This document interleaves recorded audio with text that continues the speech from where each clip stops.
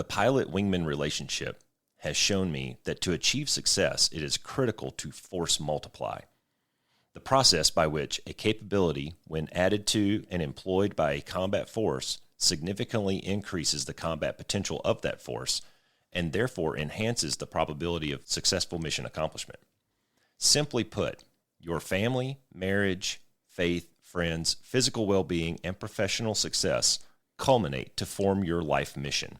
And for that mission to be successful, you can't do it alone. 19 target south, 23,000. Big. 21 target north, boom stack 36,000, 13,000. Bang. 40 scope, short skate, hot, right.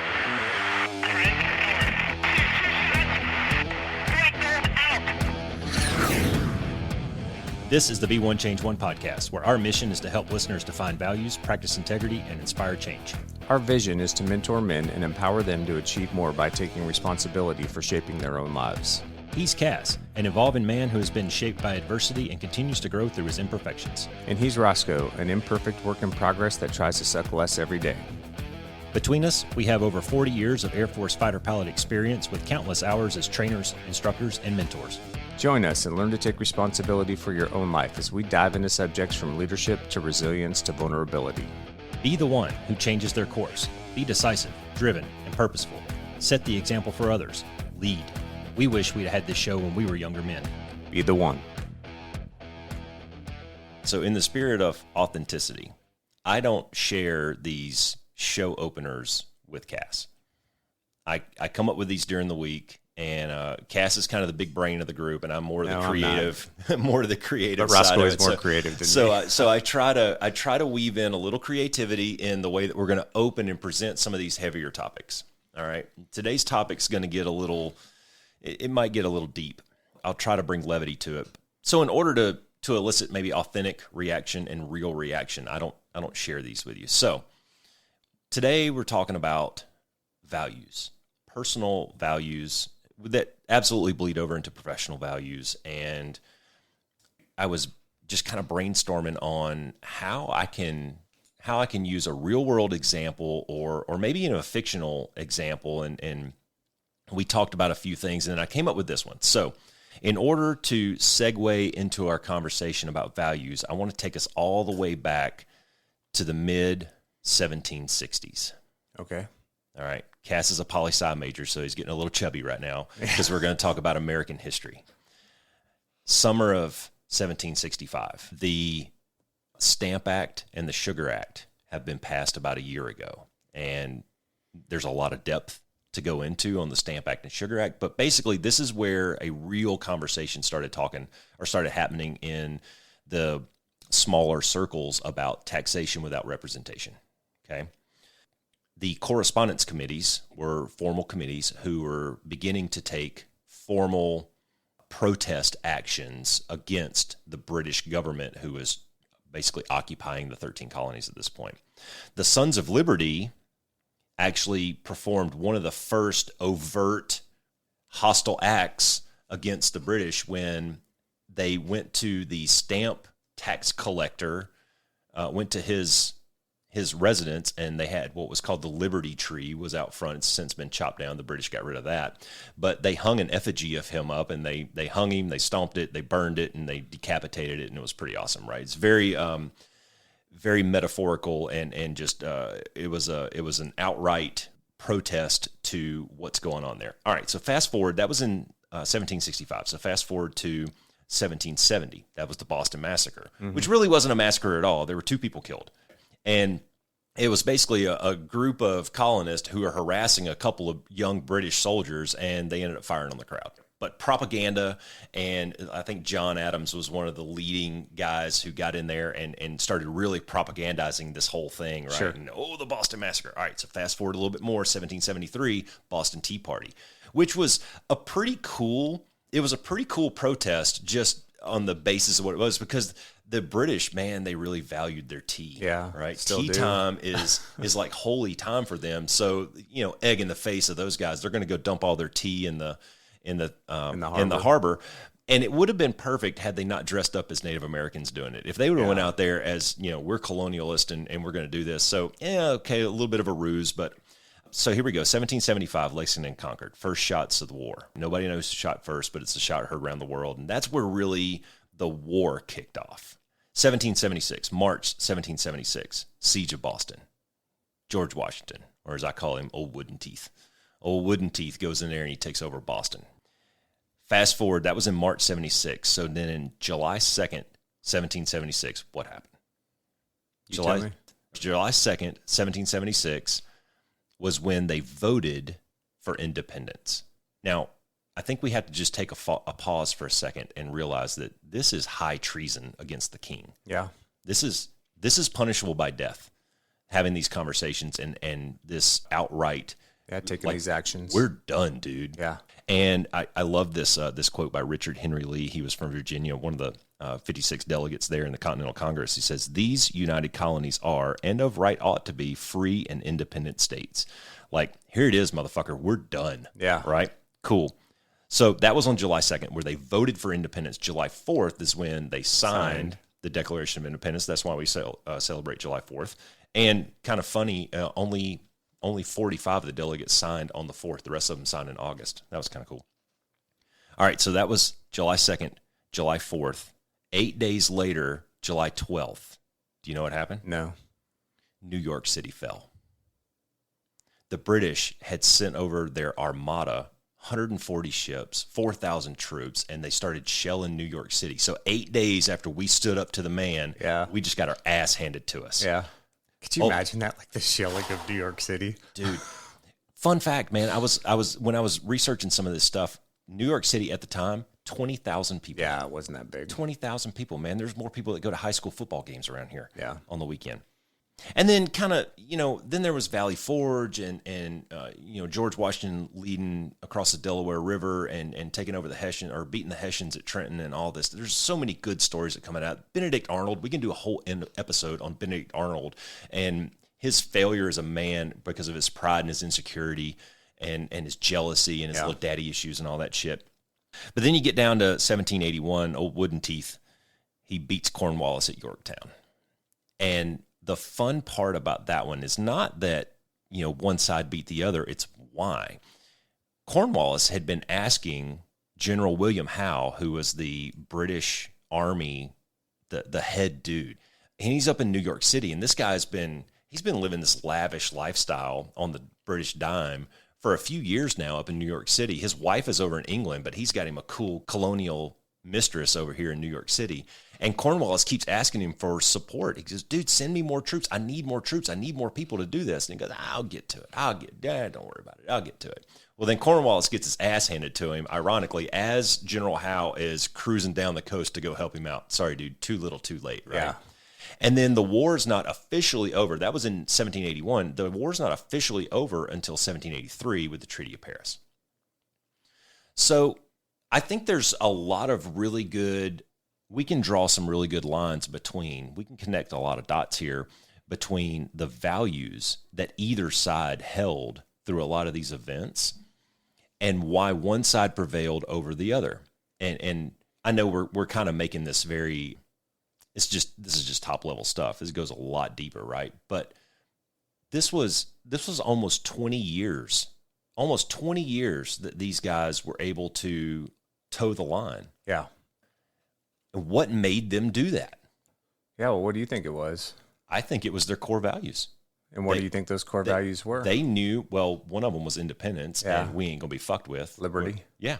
So I think that they just had such a deep-rooted understanding of what they stood for, and they knew exactly what they wanted, and they went for it. And then, it's kind of, an important footnote maybe that the general population of the colonies at that point, about 20% were loyalists to the king, and about 40% were colonialists who are kind of on this visionary thing of independence. But there were also 40% left over that were just kind of like, dude, I just want to farm and I just want my cabbage. Like, can you make my cabbage better? I want to raise my kids. Yeah. So getting into the discussion about values, I think there's definitely some. Well, I think they were also unified around a common enemy, right? Which always helps. Yeah. That's what keeps something like that together for as long as it goes. Plus, you got to have some wins here and there. If you're just getting loss after loss after loss, then people are going to lose interest real fast. It was pretty ugly. It was, especially at the Pretty beginning. ugly. But a common enemy as well, I think, helps some of those things manifest to a certain extent. So let's bring this back to you and I sitting across the table from each other. Okay. And we're talking about common enemy. We're talking about shared values. We're talking about knowing yourself, Yeah. and all those things. And let's take it to present time. Well, who's the enemy? As we're talking about this kind of stuff, it's all between your the ears. common enemy is you. It's all between your ears, That's man. right. Yeah, you got to You're your conquer biggest that dude. enemy. That's exact, and that's what this is about. Yeah. This is about conquering that dude. Whether it's the ego, the fear, the previous messaging that you've had in your life that you're not good enough, whatever that is. That's what this is about. This is about overcoming those things. Yeah. So this episode, we kind of agreed was going to be defining values, and no kidding, getting down into the nuts and bolts of it. So right out the gate, we have to, what are values? Yeah, well, there's a couple of different definitions. Webster's just defines values as principles or ideals considered worthwhile or desirable. I think that's a little vague. Mark Manson, who you really like, that wrote The Subtle Art of Not Giving a Fuck, says that they are the ideals that we hold dear and that we use to make decisions about how to live our lives. Mm-hmm. And he suggests that we should choose values that are important enough to us that we're willing to endure pain and discomfort in order to uphold them. Goes back to your example, right? Yeah. A lot of pain and discomfort in that. For sure. In other words, we should choose our values based on what we're willing to struggle for rather than what makes us feel good in the moment, right? It's not necessarily, you're going to make some hard decisions. You're going to lose some relationships once you do this stuff for yourself too, to a certain extent, and start walking in those things. And so it's not always necessarily easy.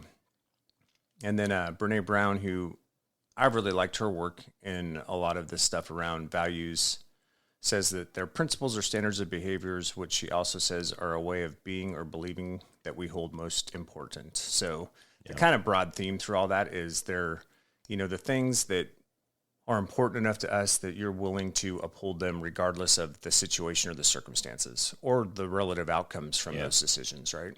And that's where the tough part of it comes in. Yeah, I took a couple of laps around the Google machine and went to a few philosophy and psychology websites, some university type websites, Stanford and places like that. And one thing that I thought was interesting was they made a clear distinction between values and virtues.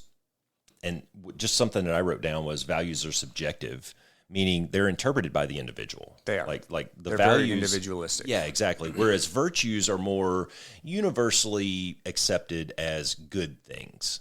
Some of the examples that they gave was like honesty. Honesty is generally accepted as being good. Yeah. And then the Stoics, they had their 4 core virtues, as they called them, and that was wisdom, justice, moderation, and courage. Yeah. Now, I think for the purpose of this discussion, we can probably just throw a blanket over it and not really get down into that grit, that level of detail, and we'll just say we're just going to throw a value or throw a blanket over it and call it virtues for discussion's sake. Is that fair? Virtues or values? Call it values. Sorry, I fucked that whole thing up. Yeah, values. This is not defining your virtues. Yeah, this is values. Yeah, virtues are kind of overarching things like that are usually culturally or morally acceptable. Immanuel Kant, who's another great philosopher, calls them ethos. Yeah. They're undeniable truths is what some people call them. There's some definitions. There's some wordsmithing around values, virtues, and ethics. But this isn't virtues. This is a discussion about values, and values are unique and are going to reflect things that are important to whatever individual is going through this process. That's right. Yeah, it's all about you. And I want to go back to what you said because I don't think that there's a separation between personal and professional values. No, I don't either. I don't think you can have one without the other. Yeah. Well, unless you're Dr. Jekyll and Mr. Hyde, maybe. Yeah. And I think they're one and the same. I think the way that you show up professionally is also the way that you show up personally, right? Should be. They should be. Yeah. Should be. Which always cracks me up because all these organizations, like we talked about in self-inspection, have these value systems. I mean, we grew up in, excellence, service for it's been a minute, huh? Yeah, integrity, all of that stuff, right? And it's like, okay, that's great, but what does that really mean? So yeah, well, a good example though is you and I. We were kind of joking offline about having our alter ego, CAS and Roscoe versus Jason and Paul, right? So I'm Paul at the house with my wife and my kids, and then I go to work and I put my cape on and I'm Roscoe for 12 hours. Yeah. And then I take my cape off and I go back home. But that doesn't mean that I'm a different person necessarily. You know, I've got this character of myself where I'm a zipper-suited sun god, you know, flying away to get my air medal. Well, but I'm still the same person. Yeah, and it doesn't mean that you don't have to show up differently in different situations, right, or environments, right? Like there's some things that I do at home that I wouldn't do when I'm at work and vice versa, probably. Yeah. But that value system applies across both for how we show up and how we operate and the decisions that we make, if that makes sense. Yeah, 100%. So with the definition thrown out there, and let me just add one other thing too, Roscoe, is please remember too that values don't have to be just something that you're doing. You can have values that you're aspiring to. So as you do this work, there may be a value that really resonates with you, and maybe you're just not there yet, and that's okay too, right? There can be things that you aspire to as well. That's part of that maturity thing, you know, like having the conversation with the 18-year-olds versus the 25-year-olds is going to be a different conversation. You're just on a different timeline, a different maturity. You know, by the time you're 25, you probably have worked a job for a long time.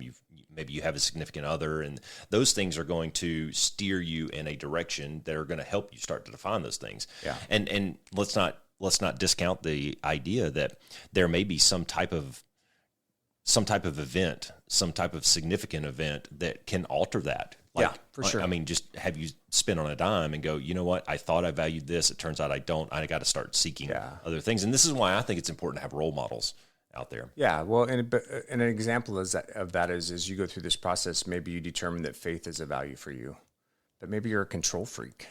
Well, guess what? That's an aspiring value because you're going to have to learn how to give up some control. That's true. That's and true. Trust. Coming from the guy who's got severe OCD over here. That's right.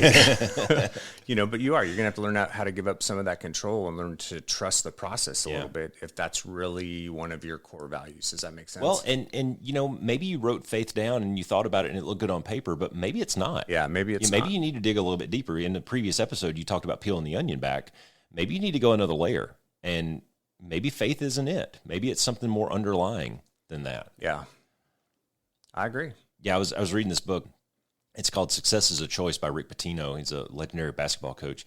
And he has a whole chapter in there about role models and selecting your role models. And I kind of look at values kind of almost like the same way. If you're a young man and you're trying to figure it out, because this is a testing process. You're going to be poking and you're going to be trying different things. And you don't have to pick one person and model him and emulate him. You know, so many imitation is the greatest form of flattery. Yeah, okay, I get it. But maybe I don't like everything about that guy. Yeah. How many commanders did you work for? You're like, man, I really like the way he did this, but I really hate the way he did that.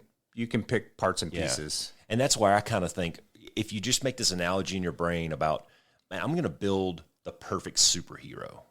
Like, what would that guy look like? Man, I'm going to take the speed of Flash, and I'm going to take the laser eyes of Superman, and you start to put all these pieces together, and you can do the same thing with your mentors and your role models. Yeah, for sure. So maybe let's just take a few minutes and just talk just real generally and quickly about kind of the process to go through if this is something that you want to attempt to do, and kind of how to think about it and how to go through it. And then let's talk about how we've gotten to what ours are. Yeah. And we'll go from there. So if I'm a young man, let's call me 24, I have a fiance, and I'm thinking about trying to define my values so that I can get married and lead my family from a position of example. What's my first step? Well, I'll tell you, so this is the process that I've used. And one thing that you can do is if you're not even sure, like, what are the values that are available out there? Well, there's a ton of them, right? I mean, they can be a bunch of different things. But if you Google Brene Brown list of values, you'll see a form come up under Dare to Lead. Mm-hmm. And it's a ton of stuff, man. She's got a bunch of them listed here: accountability, achievement, fairness, faith, family, financial stability, leisure, love, loyalty, teamwork, tradition, travel, truth, understanding, wisdom. There's all kinds of them. Yeah. And what I would suggest is go through the list and pick 10 or 15 that you think resonate with you. And then out of those 10 or 15, pick 2 or 3 that are kind of like the overarching values that you think you have that the rest of those things been under.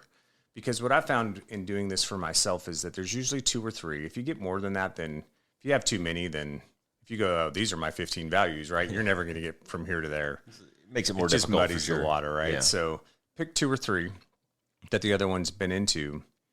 And really what you'll find is the ones that fall underneath those are probably more skills that you have or skills that you are attaining to that make you fall in line with those kind of core values, if that makes sense. Yeah, 100%.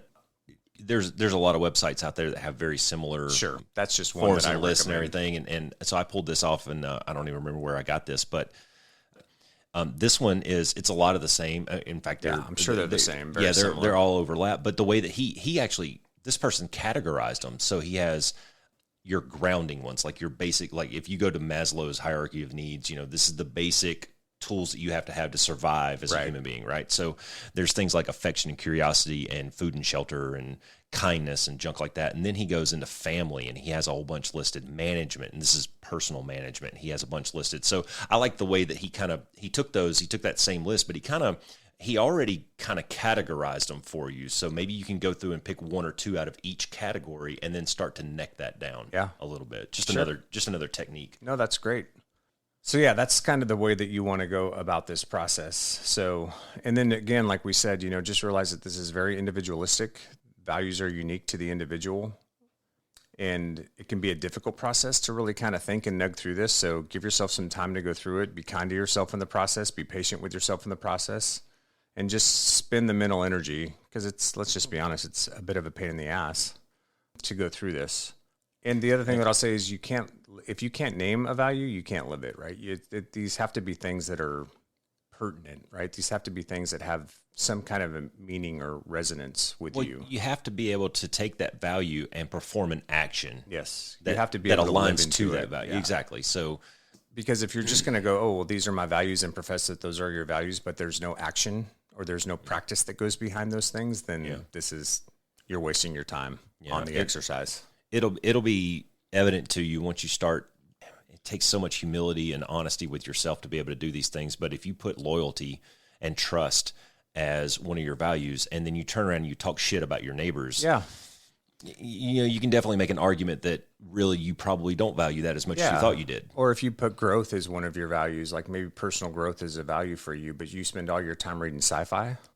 Yeah. Maybe that's not, maybe growth is your value, but maybe there's a behavior you have that isn't in alignment with it, right? Because let's be honest, reading personal growth books probably isn't as much fun as reading sci-fi, right? So now, dude, there are some good life lessons to take away from Star Wars. I'm just saying. Well, there is. Right. Yeah, don't get me wrong, because I love sci-fi and I read it all the time. But yeah, I was a Star Wars fan back in the day, and I didn't really understand what that story meant until I was much older and was able to, with maturity and experience, able to look back on it and go, wow, this is a very interesting character arc of good versus bad and just a whole bunch of different things in there. And you want a good values exercise, go watch Star Wars and pick out the different values of some of the characters. Yeah, well, we're going to do that with Top Gun here pretty soon too, and kind of go through that. But yeah, and then just realize that this isn't about defining your values for yourself isn't an exercise in finding perfection somehow. This isn't an exercise in becoming a perfect person, because there's a big difference between, in my mind, there's a big difference between striving towards excellence or trying to be excellent and perfection. You're never going to get perfection, but you can figure out what those values are and then learn how to make really good decisions and walk through life with a lot of integrity because you're aligned with that value system for yourself. Yeah, Katie and I were talking the other day in the living room, and I think she had just read something very similar to what you just said, and she was talking about aiming for perfection or trying to be perfect. Like, it's unattainable. You're not going to be perfect, bro. And I always taught people, like when I was coaching or even to my kids, I say, hey, you can aim for perfection. I think it's a good target to aim for, but you accept excellence. And the example that I used to use with my kids was, if you go into every exam trying to make 100 on the test and you make a 98, that's still pretty damn good. Yeah, man. That's valid. Like if you try to, like I'm doing this challenge with Katie, and if I only lose 2 days a month, that means I won 28 days out of that month, man. Yeah. I fucking crushed it. Yeah, for sure. Like, that's really good. Now, in the spirit of the challenge, it needs to be 100%. But sure, but that's the self-compassion piece, right? That's a whole different thing. That's just reality. Yeah, it's just, but so when you're aiming for perfection, a good friend of mine, Mike Capuzzi, owns this business up in Philly, and he and I were brainstorming some stuff one day, and he said, dude, you don't have to always shoot for the moon if you only have to hit the ceiling. And that really resonated with me. Like, man, I'm trying to hit home runs and grand slams here when really all I need is a bunt base hit. Yeah. Yeah, you see it in sports all the time. Yeah, guys swinging for the fences when all they need to do is lay down the bunt to score the winning run. That's it, man. All you need is one. Yeah. So go ahead. No, I was just going to say, let's talk about values, man. What are yours? Yeah. What do you think your big ones are? Well, so I wanted to go back and show kind of the trajectory of how some of these things can change too. Sure. You know, so if you're a young man, and I'll use myself as an example in this. When I went to college the first time, I joined a fraternity, and I remember sitting. I was going through the pledging process at some point. I don't remember exactly when it was, but I remember sitting with the president of the fraternity. I mean, and this guy was like 22, 23 years old, so he's not like a grown up or anything. Yeah. But he's one of us. I think he was a senior in college. But he asked me, he said, "Hey man, what do you want to get out of this fraternity in the next, 4 years to life?" Did you say free beer? No. My answer was, I want to be the president of this fraternity. Now let's think about that for a second. What do you think my motivations were for that? Power, recognition, Influence.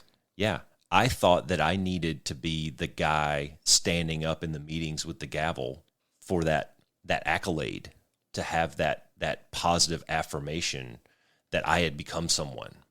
And that didn't win me a lot of friends at the time. It takes me a lot of reflection and a lot of humility to be able to say this, but I was a shitty person back then because I was driven by the wrong things.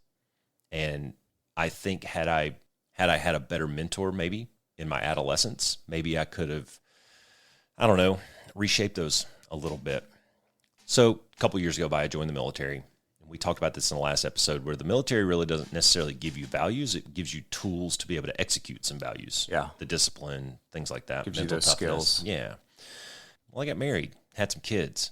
That reshaped my values. And for a lot of years, family and security of that family was what drove a lot of the things that I did. And underneath that was kind of career progression, because I viewed my role as the head of the family as kind of the protector and the provider of those guys. Then the military was over for me, and I entered this new chapter of my life. And for the last couple of years, I've kind of been on this rediscovery of who is Roscoe? Who am I? What do I stand for? What does it really mean? Because the kids are gone. I've done my job. I'm kicking them out of the nest now, and it's just me and Katie. So, I mean, I can't really lean into that family thing too much anymore, because they're going to write their own narratives of life. Sure. So I came up with freedom, effort, and loyalty. And as I dug into those, I thought that those very nicely described and defined almost every action that I do. Underneath each of those three, for example, loyalty, I put relationships under loyalty. And then I further broke the relationships into two: my family relationships and then my society relationship, my social relationships. And then there's trust.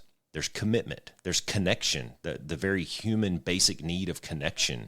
All that goes into loyalty for me.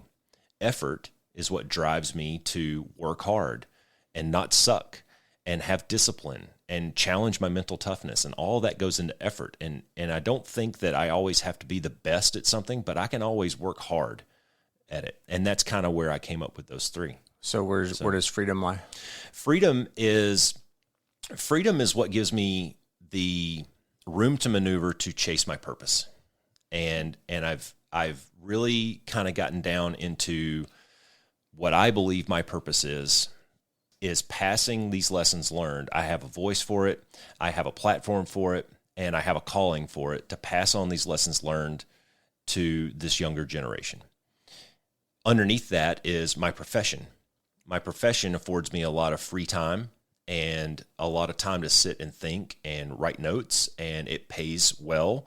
So all of those things give me freedom to pursue these things. If I want to invest in this passion, if I want to start a group, if I want to write another book, if I want to start this podcast, all those things to me kind of fall under freedom. And somebody will say, well, if you're working a corporate job, then you're not really free. Well, you don't understand, dude, that what I believe, my passion is teaching and mentoring people. And I get to do that at my job every day.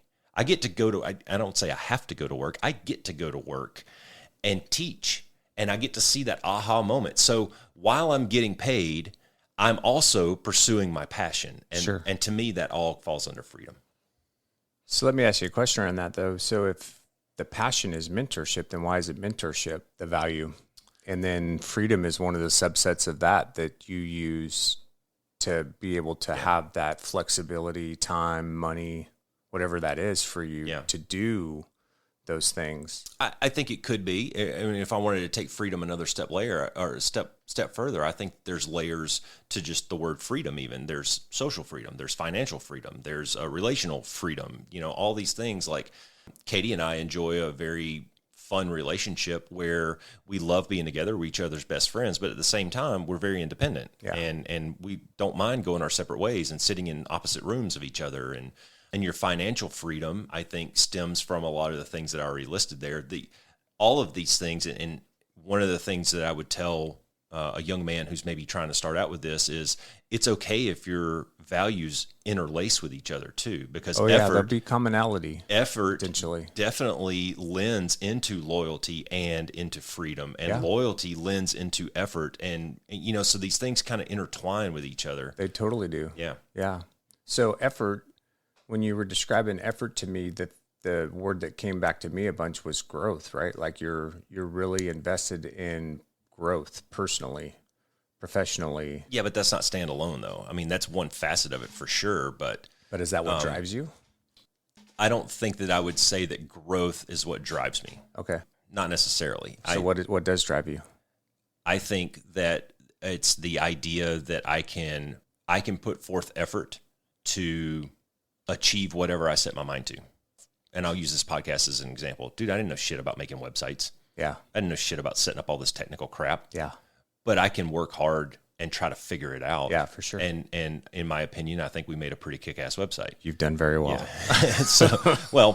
But it took a lot of effort. It did. It was, yeah, for sure. I spent a lot of time reading and researching and just setting up the equipment and all that kind of stuff, man. I didn't know what the hell I was getting into. Or like, hey, let's start a podcast. And great. Yeah, and I'm not trying to nitpick you, man. I'm just absolutely. I'm just going through.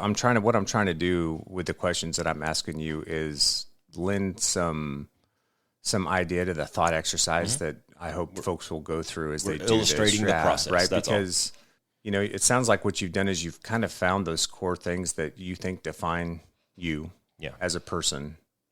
But then I think you would also argue that those three things are kind of you at your best when you have the freedom, when you're given the effort. I think so. And when you show up that way in life, when you're loyal with the effort and you have the freedom to maneuver, that's how you can show up the best.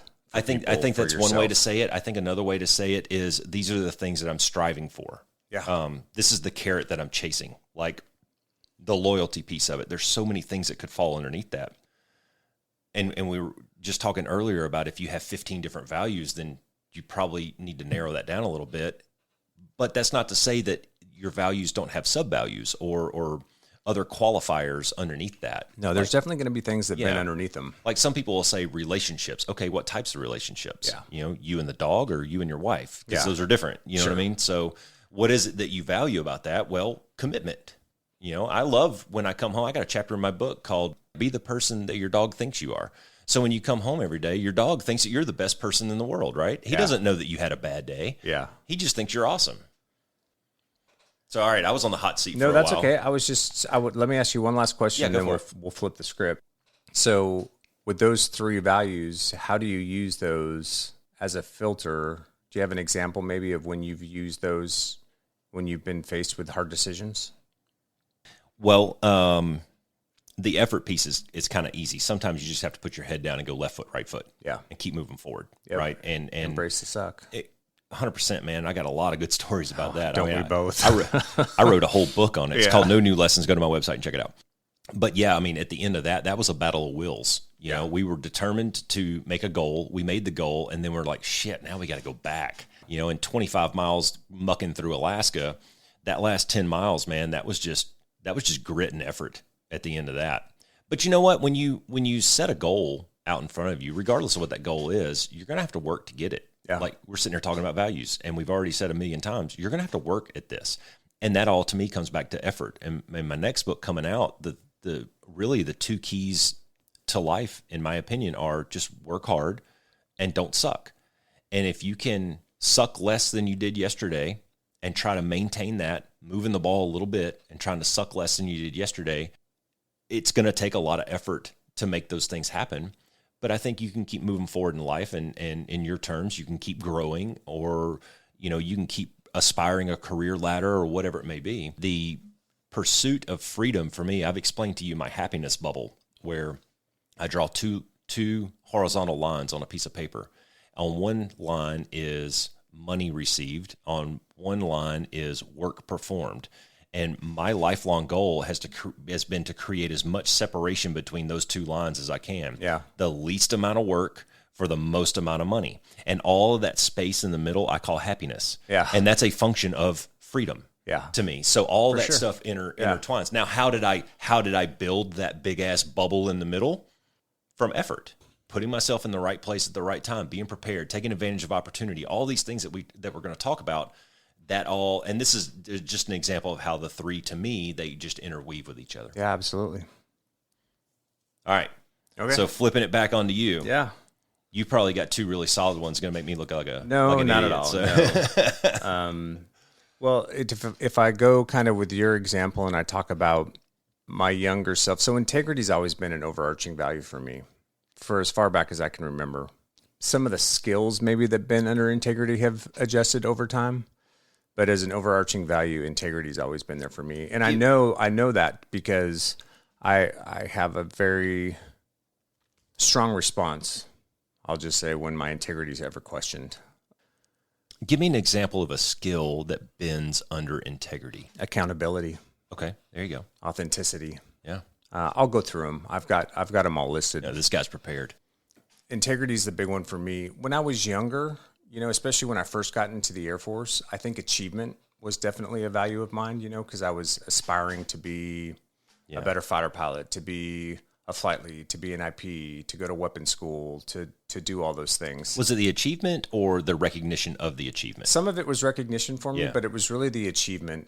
I used to always tell people, it wasn't so much recognition for me. Like, I realized really early on in our careers that there's only about 20% of the shit you control when you cross the line. So that 20%, you better have the fuck squared away. Yeah. And so I always put a lot of effort into being as good as I possibly could from a tactical standpoint because, dude, I wanted to go home to my wife and kids when it was over. And 9/11 kind of taught me that you never know when the balloon's going to go up. You're sitting there fat, dumb, and happy drinking a Jack and Coke and a debrief, and then the next thing you know, everybody's spinning up for war. That's right. So you got to take advantage of every training opportunity to get better. But I will also say that piece of me, I didn't always have great balance around. And that's probably because I didn't have a real good grasp on my values fully and all the things that bend underneath them. Because, when I would spend a lot of time in the vault studying. The bad part about our job is that everything's classified. And so if you want to do any studying, you got to be in the vault, and that's not at home, sitting on your computer with mama watching a show or whatever the case may be. And so, I sacrificed a lot of time at times and probably didn't have the best balance, work-life balance for a lot of times in my life. I can remember being a patch, man, when I came back to Luke here. They hadn't had a weapons officer in 2.5 years. I was spending 16 hours a day trying to get that shop in order and get IP squared away and training plans and syllabi. And I'm going to go a little Simon Sinek on you a little bit and ask you the 5 whys. So why did you do that? Well, I did that because it was my job, and I had a real strong desire to try to make everybody around me better. It was also kind of a critical time back in the F-16 community because we were shifting a ton of our tactics to align with how the strikes and the C model guys were doing things just from an air-to-air perspective in comm, because we were starting to focus on multi-function force ops and things like that. So a lot of things were changing with air-to-air game plans, how we were doing ACM, BFM, all that kind of stuff. So there was a lot of questions that a lot of people had, and there were a lot of people teaching the wrong shit, honestly. That came at a cost, though. Yeah. Yeah, it came at a cost personally, just not giving myself the time that I needed to take care of myself, whether that was just the gym or downtime, my family. not being as present at home for my kids and my first wife at the time, there were definitely costs to the choices that I made. Yeah. And I just bring that stuff up, not to go down a rabbit hole with it, but this is why this is a good exercise to go through, because when you write these things down, you can kind of come back and go, all right, well, are my behaviors really matching this? And is this really what I want? And am I really in balance? Exactly. And how I'm operating in the world for myself, for my family, for the people around me. Because I'm organized enough that I could have found a way to balance that better. I just didn't. Well, yeah, I mean, there's always going to, I think when you go through life, there's always going to be that thing out there that maybe right now it looks bright and shiny and you want to go chase it, but you don't really understand what the second and third order effects of that are going to be. And when I was back at the 62nd, I was a one-man weapons officer shop. I didn't really have anybody back there with me. And to be honest with you, that I probably didn't trust anybody to do it, which was an issue that I had to overcome through my career so that I could be a better leader down the road and let go of the reins a little bit, right? Yeah, that's tough. But for me now, the two big ones that I've been all the rest of my stuff under are integrity and trust. Those are good. So for underneath integrity, kind of the sub values, if you want, or the skills that are important to me underneath integrity are accountability. Because I don't think you can walk through life with a lot of integrity if, one, you don't hold yourself accountable, if you don't hold other people accountable, and if you don't allow other people to hold you accountable. I'm a big fan of the bullshit flag. Authenticity. Like I want to be very authentic in how I show up. Competence. Well, that's a good one. Yeah. Especially professionally. That was always an overarching one for me. Ethics kind of bends under there for me. I've spent a lot of time thinking about ethics and moral absolutisms and kind of some of the stuff that you were talking about at the beginning of the podcast. Yeah. Humility is a big piece in that for me, because I don't think you can have a great amount of integrity if you don't have a great amount of humility, because you've got to be open to feedback. You got to be open to that accountability piece. And you've got to be humble enough with yourself too, to be self-reflective and introspective and do all those pieces.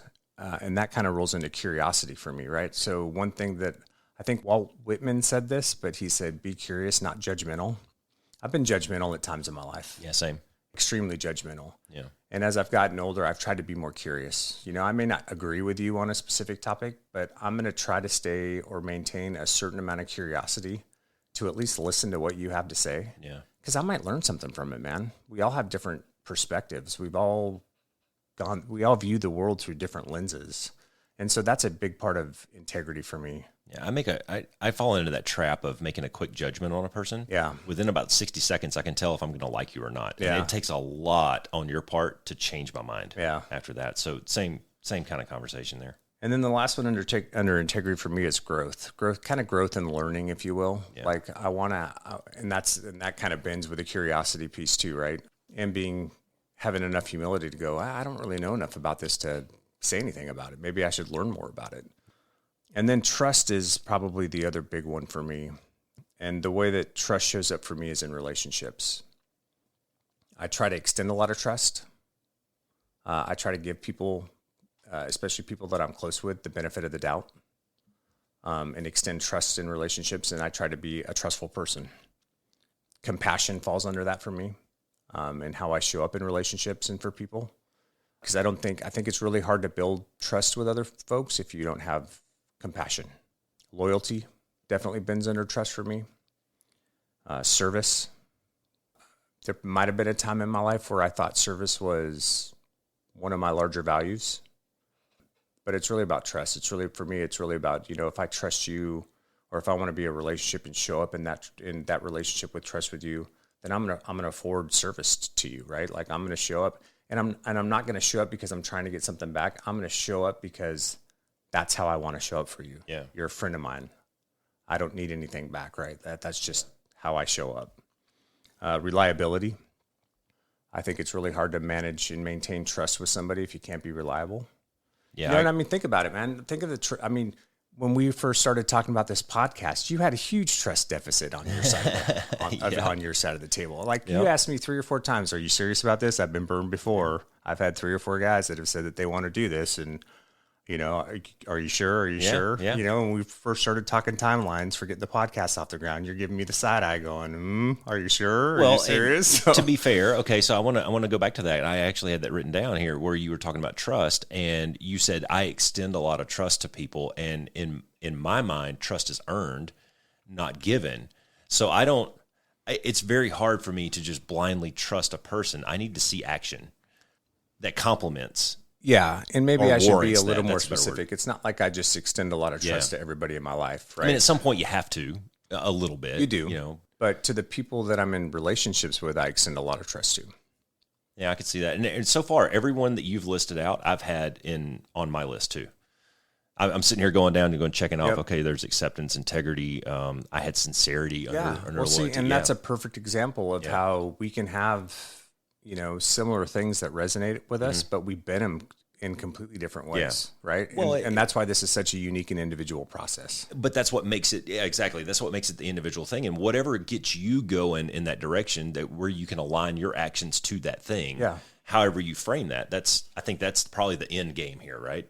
Well, it exactly is, because for me, like when we talk about practicing integrity, this is it. Practicing integrity is understanding what your values are and then making decisions that align with that value system. Yeah. Like showing up in the world in a way that aligns with those value systems. That's the practice piece. You're not always going to get it right, but that's what we're striving towards, right? Yeah. And that, to me, too, that's kind of like integrity, because we're not talking about the easy decisions in life. So integrity to me is choosing courage over comfort.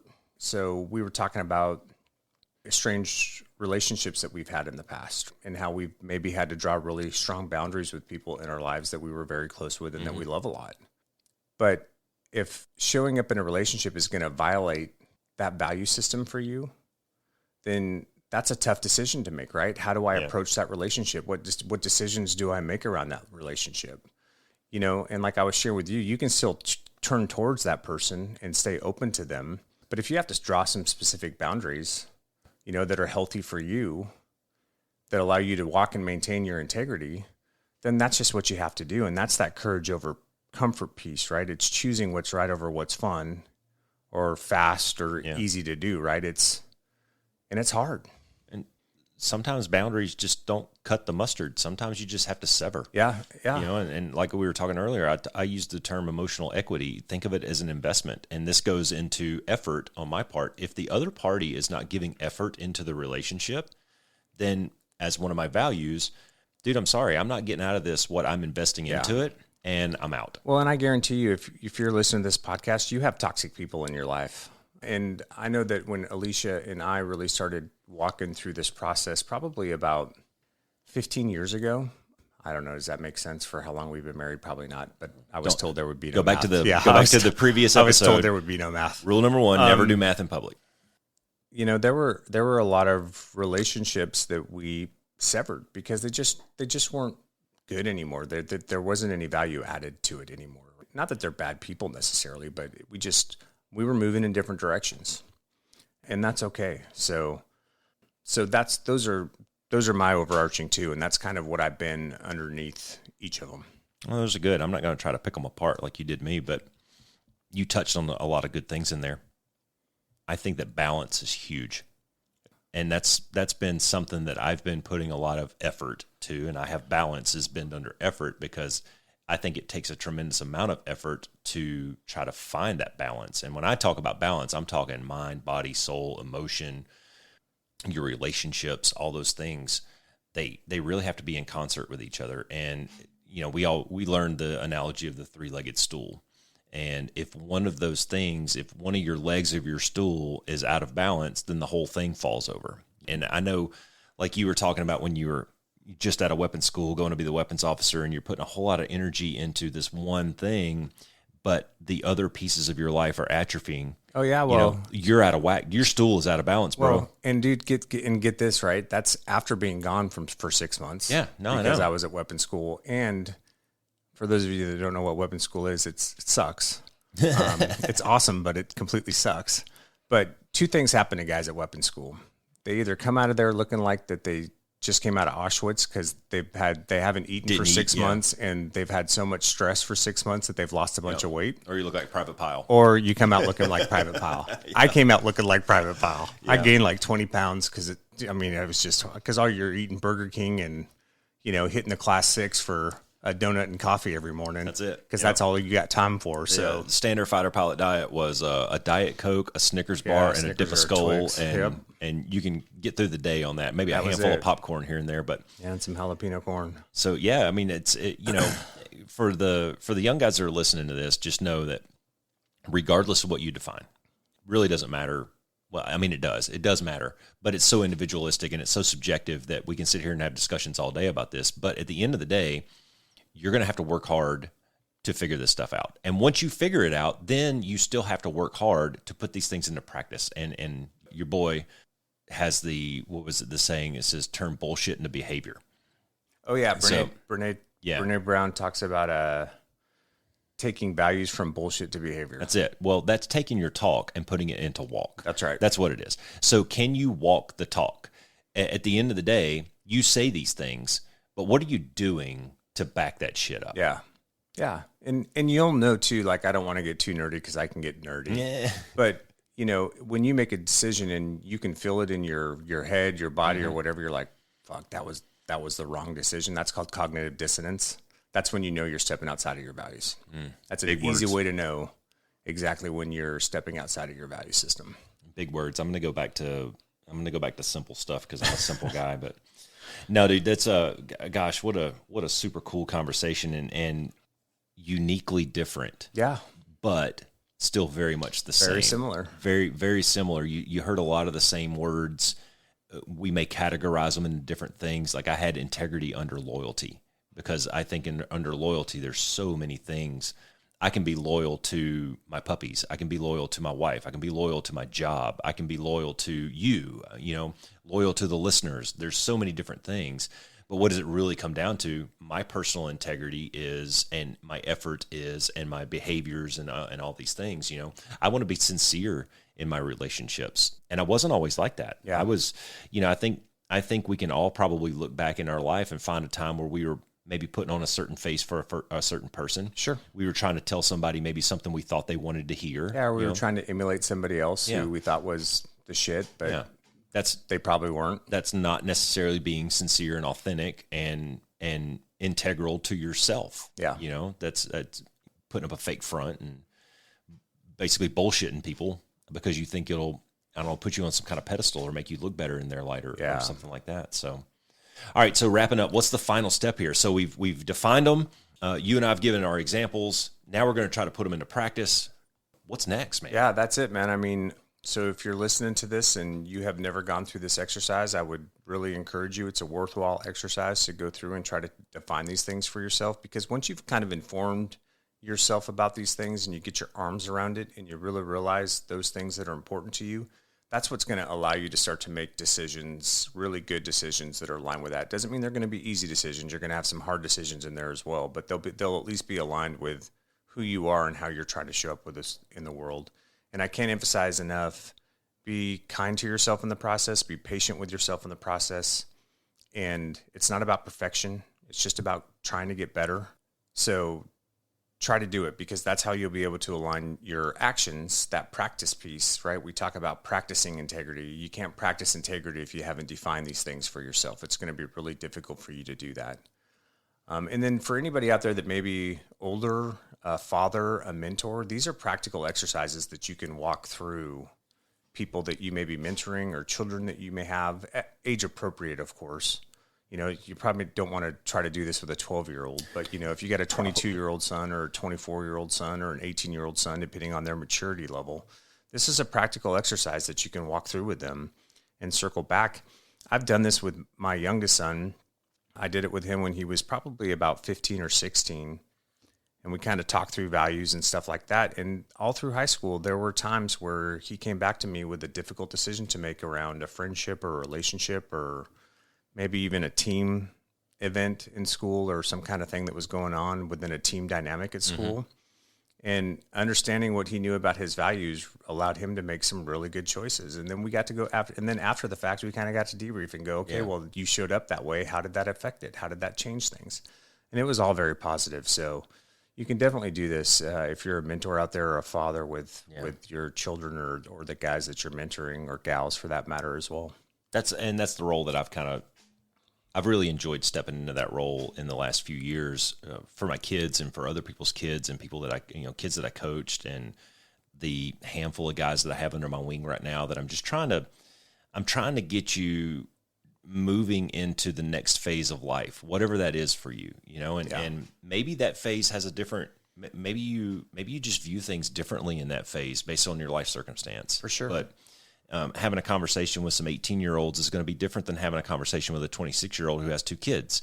So it's kind of dependent on where you're at in life right now. Well, and that's so important too, right? Because one thing that you can do in this process, depending on kind of where you are on that maturity scale, is go, okay, what do you think your value systems are right now? But then ask yourself if those work for you. Yeah. Is what I think I ascribe to working for me? Because it may not be. No, that's valid. Right? And then you can shift. You can kind of go through this exercise and figure out, okay, well, what really does resonate with me, and how do I really want to show up? Well, that'll be a good episode coming up on decision making, and how to set a goal, and then how to line the pieces up to make that goal. And at some point, it's just something's not going to be working. You're going to be banging your head on a wall. Dude, stop banging your head on the wall. Yeah. Go walk out the door instead. Kind of thing. So wrapping up, if I had to leave the listeners with a couple of things, I would say, well, I want to leave them with one thing from Tim Tebow, who I think is, although he played for the Florida Gators, and at the time I despised him and I loved watching him cry on the sideline, he is a fantastic human being. He's very well-rounded. He does a lot of really good things for philanthropy and for young people, and faced a lot of adversity. He has, and I think that deep down, I think that he has and portrays a good set of personal values. I think he's a good dude, but he's still a competitor. Some of us are, and some of us aren't. I tend to be very competitive. I like to tie my shoes better than the other guy. Like, I get down to the details of that. And one of his quotes that I have always, I've kept this in the back of my mind for a long time now. It says, "Somewhere out there, he is training and I am not. And when we meet, he will win." And what does that translate to me? It translates to me in, this is a process that you always have to be trying to continually improve, and it takes a lot of effort to do it. And that would be the two things that I would try to leave some people with is, you have to put forth the effort to do these things. It's going to take a tremendous amount of calorie burning to get this stuff going, and realize that it's a process. It's a journey. It's not a destination. These things are going to change over time. Be patient with it. Be patient with yourself. Yeah, I completely agree. Yeah, so go do the work, you guys. Like that's what this is all about. This is kind of the first step to being able to do all the other things that we're going to talk about. Because if you don't understand this piece of yourself, the rest of it's going to be, in some ways, difficult to get your arms around. Parting shots? Negative. Be the one. Thanks for flying with the Be One Change One podcast. If you got something out of this show, then be the one and share it in your circles of influence. You can be our wingman through our website at www.be1change1.com. That's B and the number 1, change and the number 1.com. We invite you to be the one and join our fighter squadron on social media at Be1Change1 on Facebook, YouTube, and Twitter. You can follow us at Paul Roscoe White on Facebook, Instagram, and LinkedIn, as well as Roscoe's website, www.paulroscoewhite.com. You can email us from the website, and please leave comments, share, and ask questions, or leave ideas of things you would like to discuss on future podcasts. Most importantly, be the one that helps us win the algorithm by leaving a review on whatever platform you're listening on. Thanks for joining. Until next time, be the one.